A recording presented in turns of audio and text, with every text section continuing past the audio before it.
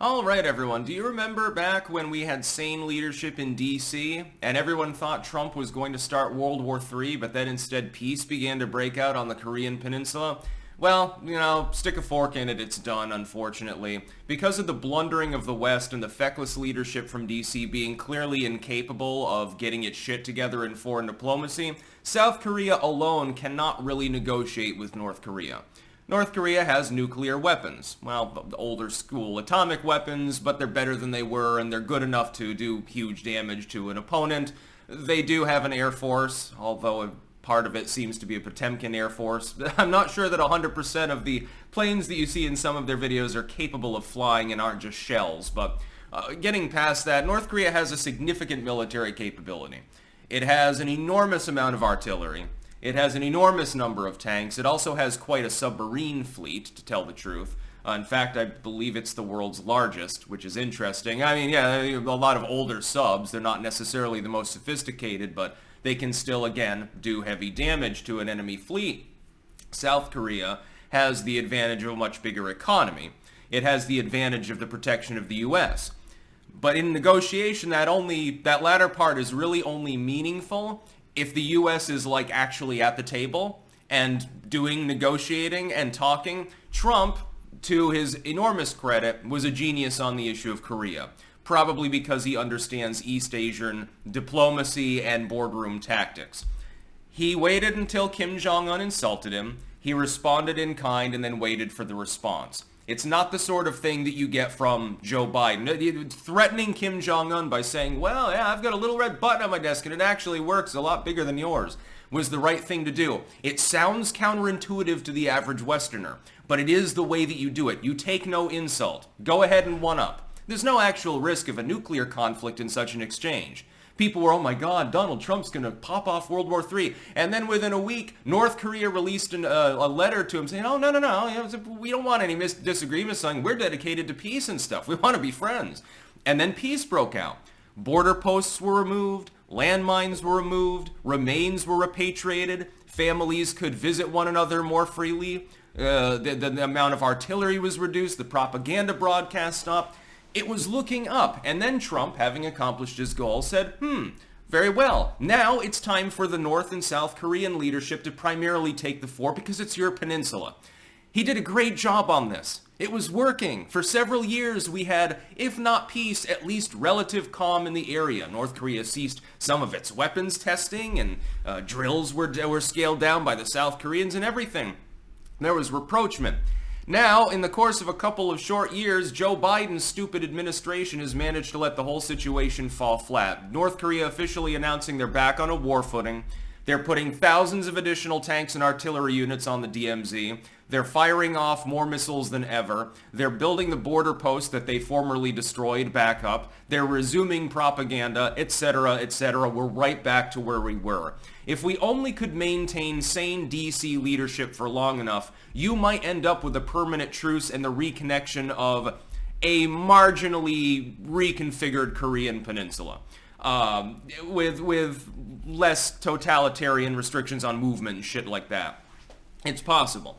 It's something that can only be pulled off, though, if you have successive administrations dedicated to doing so.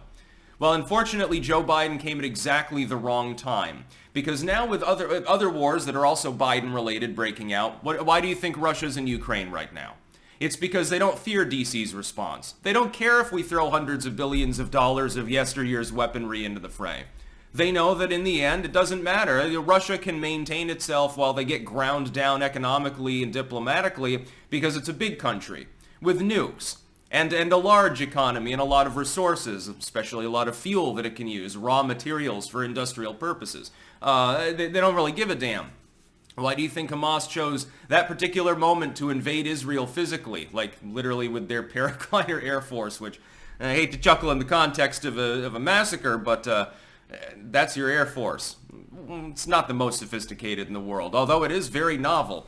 You make do with what you have, deal with some Iranian drones as well. Why do you think that happened? If DC were being run by competent people who understood politics and diplomacy outside of the realm of the core Western nations, like Biden has no problem when he goes to France. He has no problem when he goes to Mexico. Well, sometimes. He has no problem when he goes to the UK or Scandinavia or something like that.